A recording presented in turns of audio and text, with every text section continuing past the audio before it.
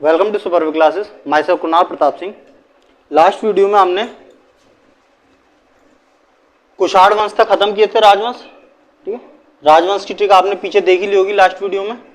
हर शिशुनंद मोह सूंघ के साथ ले जाती है, कुछ गोपचे में गुलाब खिले तो सांस लो माँ। ठीक है, हर से हर्यक वंश, शिशु शिशुनाग वंश, नंद से नंदन वंश, मौर्य वंश, शुंग वंश, सतवाहन वंश, कुषाण वंश, यहां तक हमने देख चुके हैं सारे वंश। फिर गोपचे मतलब गुप्त वंश, फिर यहाँ गुलाम वंश, खिलजी वंश, सैयद वंश, लोधी वंश और मुगल वंश। ठीक, तो आज चलेगा गुप्त वंश या गुप्त काल या गुप्त वंश। गुप्त काल के राजा की जो ट्रिक है, जो गुप्त काल में कई राजा आए थे, उन राजाओं की ट्रिक ये है। ये जो ऊपर वाली ट्रिक है हर शिशुनाग वाली, ये राजवंशों के जो वंश आए क्रम से, हर्यक वंश, शिशुनाग वंश, नंद वंश, मौर्य वंश। ठीक है, और ये जो ट्रिक है ये गुप्त काल के जो राजा हुए हैं उनकी ट्रिक है।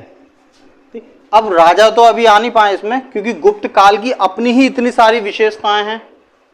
राजाओं ने पर्सनल जो किया वो अभी आगे देखेंगे। तो इस गुप्त से गुप्त वंश हो गया, गुप्त काल हो गया। श्रीगुप्त, घटाओं से घटोत्कच। ठीक है, पूरा पढ़ देता हूं। गुप्त श्री घटाओं समेत चंद्रमा समुद्र में डूबा, रामचंद्र कुमार इसका विष्णु भगवान से पता लगाएंगे। तो गुप्त वंश में पहला जो वर्ड है वो गुप्त काल का हो गया, वंश का काल का। पहला राजा श्रीगुप्त, घटोत्कच, चंद्रगुप्त मौर्य। ठीक, फिर समुद्रगुप्त, ये चंद्रगुप्त मौर्य फर्स्ट है। फिर समुद्रगुप्त, रामगुप्त, फिर ये चंद्रगुप्त मौर्य, चंद्रगुप्त द्वितीय। फिर कुमारगुप्त, इसका से स्कंदगुप्त, विष्णुगुप्त, और ये भगवान से पता लाएंगे, बस सेंस देने के लिए ऐड कर दिया है।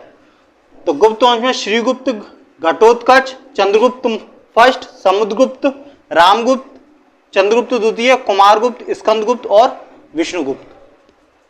ये सब राजाओं का क्रम हो गया। आगे पर्सनल डिटेल में देखेंगे किस राजा ने क्या करवाया। अभी देखते हैं गुप्त काल में क्या क्या हुआ। तो केवल गुप्त काल का अध्ययन कर रहे हैं, अभी राजाओं की बारी नहीं आई। गुप्त काल बहुत डिटेल है अपने आप में।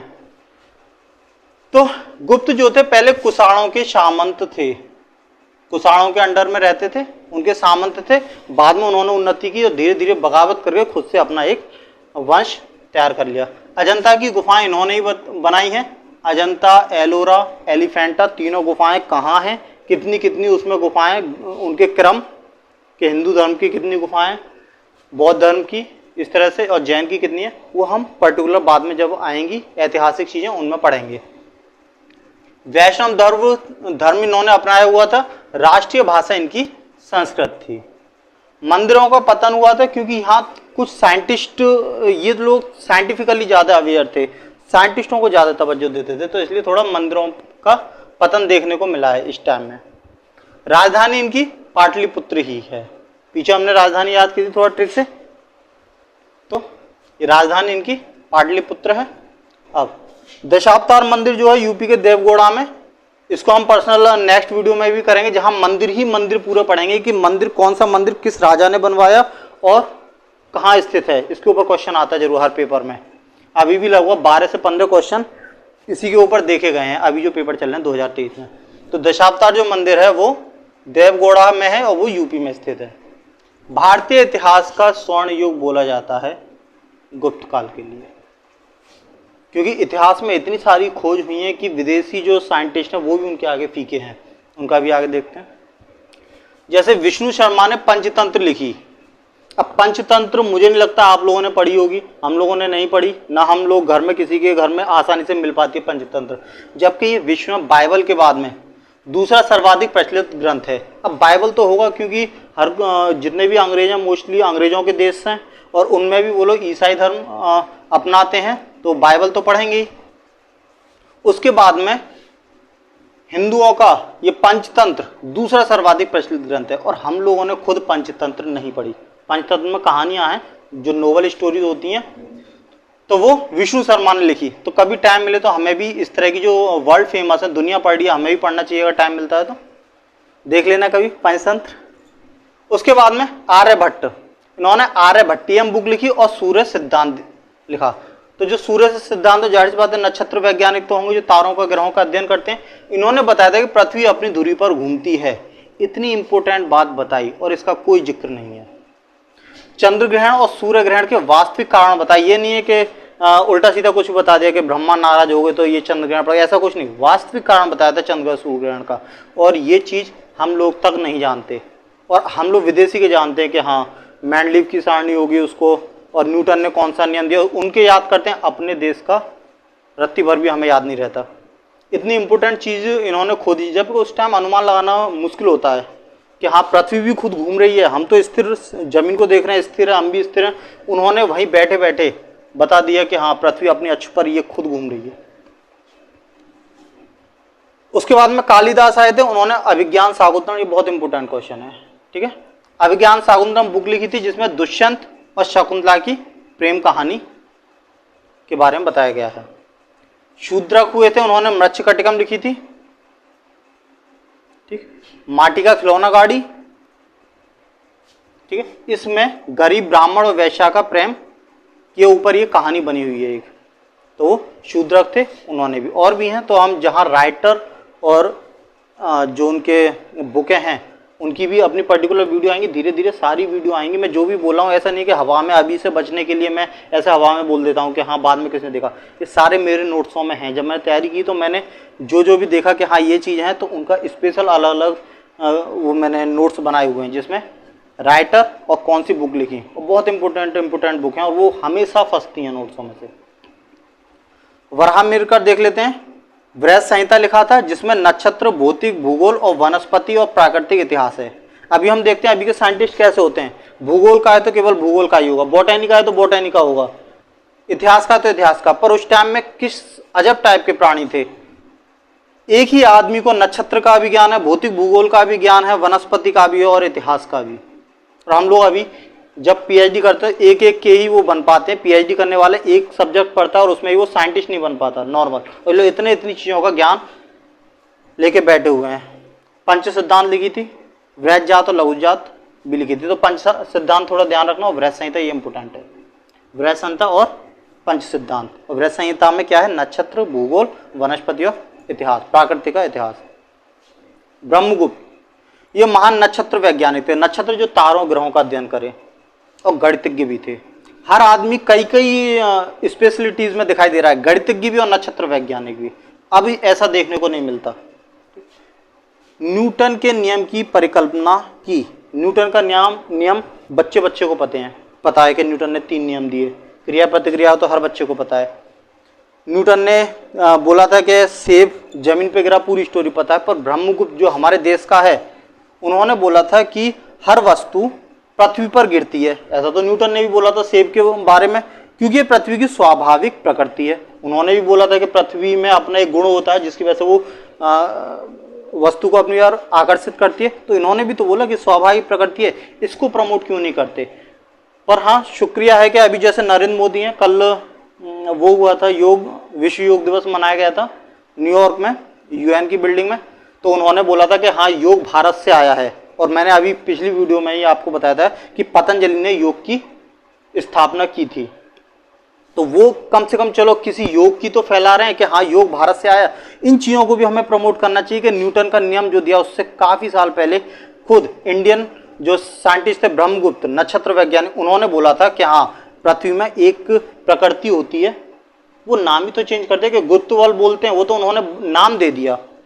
पर मेन चीज मौलिक खोज तो इन्होंने की है ना कि हाँ ऐसा होता है, बताई तो इन्होंने। अब नाम तो कुछ भी रख दें, मैंडलीव ने सारणी बनाई अपने नाम पे ही रख ली, तो ये भी इसको बोल सकते थे कि हाँ गुप्त बल लगता है, नाम ब्रह्मगुप्त था, बोल सकते थे इसको कि हाँ पृथ्वी एक वस्तुओं को खींचती है क्योंकि उसमें एक गुप्त बल कार्य करता है, ठीक है। तो नाम देना कोई इतनी बड़ी बात नहीं है, मेन खोज तो इन्होंने की थी और हमें इसको याद रखना चाहिए और आगे जनरेशन को भी बताना चाहिए इस चीज़ को कि न्यूटन से पहले इंडिया में सारी चीज़ें खोजी गई हैं। उसके बाद में पालकाव आए थे, इन्होंने पुराणों का वर्तमान स्वरूप की रचना की थी। ये इतना इंपॉर्टेंट नहीं है, ठीक है, और फिर भी लिख दिया है। ये ब्रह्मगुप्त का याद रखना, नक्षत्र वैज्ञानिक है। न्यूटन के नियम की परिकल्पना की थी। वराहमिहिर ने बृहद संहिता लिखी थी। शूद्रक ने मत्स्यकटिकम, बहुत इंपॉर्टेंट है। माटी का खिलौना भी आ जाता है। और ये कालिदास के अभिज्ञान शाकुंतलम। और ये जो थे आर्यभट्ट का ध्यान रखना है, ठीक। बाकी मंदिरों को हम पीछे पढ़ेंगे ही। अजंता की गुफा याद रखना है कि गुप्त काल में हुआ था। तो ये था गुप्त वंश में जो भी स्पेशलिटीज थी। अब गुप्त वंश के जो राजा हैं उनका देखते हैं। तो गुप्त काल के बारे में हमने मैन सारी चीजें देख ली। अब गुप्त काल में जो भी राजा आते हैं उनका क्रम देख लेते हैं, ठीक। और उनके क्रम की ट्रिक ये रही। गुप्त श्री घटाओं समय चंद्रमा समुद्र में डूबा, रामचंद्र कुमार इसका विष्णु भगवान से पता लगाएंगे। गुप्त से गुप्त काल, श्री से श्रीगुप्त, घटाओं से घटोत्कच, चंद्रमा तो चंद्रगुप्त प्रथम, चंद्रमा दो एक ही है एक ये है, तो ये प्रथम हो गया, ये द्वितीय। तो चंद्रमा फर्स्ट, ये रहा चंद्रगुप्त प्रथम। समुद्र से समुद्रगुप्त, राम से रामगुप्त, फिर चंद्र आ गया तो ये चंद्रगुप्त द्वितीय, जिसने विक्रमादित्य की उपाधि की ली थी। न्याय में काफी अच्छा था, कहानी इसकी पढ़ी हुई होगी। कुमार से कुमारगुप्त, विष्णु से इसका से स्कंदगुप्त, और विष्णु से विष्णुगुप्त, ठीक है। तो गुप्त काल के सारे राजाओं के क्रम से आप देख लेते हैं किस राजा ने क्या किया। तो श्रीगुप्त इसका संस्थापक था। ये जो कुषाण थे उनके नीचे ये सामंत थे। सामंत से धीरे धीरे इसने अपने एक अलग ही गुप्त वंश की स्थापना कर ली थी श्रीगुप्त ने। यहां से गुप्त वंश चालू हो गया। घटोत्कच का कुछ भी खास इंपोर्टेंट नहीं है। फिर आया चंद्रगुप्त प्रथम, ये प्रथम महान सम्राट था इस गुप्त वंश का। महाराज धीराज की उपाधि, मतलब महाराजाओं का भी महाराजा, वो चंद्रगुप्त प्रथम ने उपाधि ली थी। गुप्त संवत इसने चलाया था। तो हमने जितने भी संवत है, शक संवत, गुप्त संवत, शक संवत का इसने चलाया था, और गुप्त संवत चंद्रगुप्त प्रथम ने। और ग्रिगोरियन कैलेंडर हमने पिछली वाली वीडियो में देख लेते, तीनों तरह के कैलेंडर। तो जो गुप्त संवत था, हमारा जो भारत देश है जो अपनाता है, भारतीय राष्ट्रीय जो कैलेंडर है वो हमारा शक संवत है, जो कनिष्क ने चालू किया था। और गुप्त संवत चंद्रगुप्त प्रथम ने। स्कंदगुप्त का, ये भारत का नेपोलियन बोला जाता है। ऐसा बोलते हैं कि जो समुद्रगुप्त का जो घोड़ा था वो 3 समुद्र का पानी पीता था, इसलिए इसका समुद्रगुप्त नाम है, इसका समुद्रगुप्त नाम पड़ा। 3 समुद्र का, जैसे भारत है, एक इधर समुद्र, एक इधर और एक इधर, 3 समुद्र। मतलब इसने मगध यहाँ पर था, तो मगध से लेके 3 समुद्र का पानी पीता, मतलब लगभग पूरे ही भारत पर इसका कब्जा था। तो समुद्रगुप्त को इसलिए भारत का नेपोलियन कहते हैं। अच्छा, कमेंट में ये तुम बताना कि नेपोलियन किस देश का था और क्यों फेमस है नेपोलियन, ठीक। तो समुद्रगुप्त को भारत का नेपोलियन बोला जाता है। कविराज की उपाधि इसको दी गई थी क्योंकि खुद में एक कवि था, कविताएं वगैरह लिखता था और रचनाएं भी करता था। काफी अच्छी अच्छी सिक्के भी मिले थे जिस पर वीणा वादन करते हुए इसका फोटो था। उससे पता लगता है कि हाँ, ये समुद्रगुप्त वीणा वगैरह भी बजाता था और बाकी ये रचनाएं करता था, स्टोरी वगैरह लिखता था। विष्णु भगवान का काफी बड़ा उपासक था ये समुद्रगुप्त। तो यही ध्यान रखना, ये काफी इंपोर्टेंट है। भारत का नेपोलियन आ भी चुका है ये वाला क्वेश्चन, ठीक। कविराज की उपाधि ये भी इंपोर्टेंट है। और सिक्कों पर वीणा, इसके सारे तीनों इंपोर्टेंट है। सिक्कों पर वीणा वादन करते हुए इसका फोटो मिला था। कविराज की उपाधि इसको मिली है और भारत का नेपोलियन समुद्रगुप्त बोला जाता है। रामगुप्त का कुछ भी खास इंपोर्टेंट नहीं है। फिर आता है चंद्रगुप्त द्वितीय। चंद्रगुप्त द्वितीय फेमस था अपने न्याय के लिए। ये किसी के साथ भी अन्याय नहीं होने दिया करता था, सटीक न्याय करता था। ऐसा बोलते हैं इसमें कोई जादुई शक्ति थी। और खाली इतना ही नहीं, बाकी अकबर के टाइम में 9 रत्न थे, तो ये काफी दार्शनिक टाइप का था। 9 रत्न सबसे पहले चंद्रगुप्त द्वितीय ने ही रखने चालू किए थे। तो जो भी काम करता था अपने जो 9 रत्न थे उनसे सलाह मशवरा से किया करता था। तो 9 रत्न वो इसी के टाइम में थे और विक्रमादित्य की उपाधि इसी को मिली थी न्याय की वजह से। तो 9 रत्न कौन कौन थे वो देख लेते हैं। अकबर का आएगा तो अकबर के भी 9 रत्न देख लेंगे। अब इसके देखते हैं। कालिदास थे, साहित्य लिखते थे, कवि थे, रचनाएं किया करते थे साहित्य में। वराह मिहिर खगोलज्ञ थे। धनवंतरी आयुर्वेद में निपुण थे ये। बेताल भट्ट, जो हम विक्रम बेताल की जो कहानियां सुनते हैं, जादू टोने की, जो जादूगर वगैरह की और भूत प्रेत की कहानियां, तो वो विक्रम बेताल की कहानियां वो बेताल भट्ट ने ही लिखी थी। वरुचि संस्कृत में निपुण थे। कहापन का ये ज्योतिषी थे। अमर सिंह ये राजकवि हुआ करते थे उनके। और हरिसेना कवि और लेखक थे राज दरबार में। और शंकु वास्तुकार। वास्तुकार होता है जो भी मूर्ति या जो भवन बनते हैं उनका स्ट्रक्चर का जो डिजाइनिंग करता है डिजाइनर होता है, और दिशा निर्देश करता है, सलाह देता है कि हाँ ऐसे ऐसे ये निर्माण कार्य होना चाहिए पत्थर वगैरह का, तो वो वास्तुकार होते हैं, वो शंकु थे इनके उसमें। उसके बाद में कुमारगुप्त आया था, ये फेमस है नालंदा की स्थापना करने के लिए। नालंदा विश्वविद्यालय और ये तक्षशिला विश्व में सबसे पहले हमारे यहाँ विश्वविद्यालय खोले गए थे, ठीक है। तो कुमारगुप्त ने खोला था नालंदा विश्वविद्यालय, विदेश से भी यहाँ पढ़ने आते थे और हजारों विद्यार्थी पढ़ते थे। और अब की जो टॉप अगर 100 यूनिवर्सिटी में देखें तो उसमें भारत की कोई भी यूनिवर्सिटी नहीं आती है। हालांकि IIT थोड़ा नाम रोशन कर रही है, पर किसी टाइम में सबसे पहले विश्वविद्यालय की स्थापना भारत में हुई थी। स्कंदगुप्त, ये हूणों का आक्रमण इसी के टाइम पे हुआ था, और हूण क्या थे, चाइनीज थे। चाइना के जो चाइना भारत से ऊपर तिब्बत आता है, तिब्बत के बाद में चाइना ने तिब्बत पे आक्रमण कर लिया। दलाई लामा तिब्बत के ही थे, तो वो तिब्बत अब चाइना हो चुका है, पहले तिब्बत अलग था। तो हूण तिब्बत के थे और पश्चिमी चीन के, तो वो भारत में आक्रमण क्या करते थे। स्कंदगुप्त ने उनका डट के मुकाबला किया था। काफी खूंखार बोले जाते हैं हूण, इसीलिए बचाव किया था भारत का हूणों से, इसलिए इसको भारत का उद्धारक बोलते हैं। भारत के उद्धारक की संज्ञा दी जाती है इनको।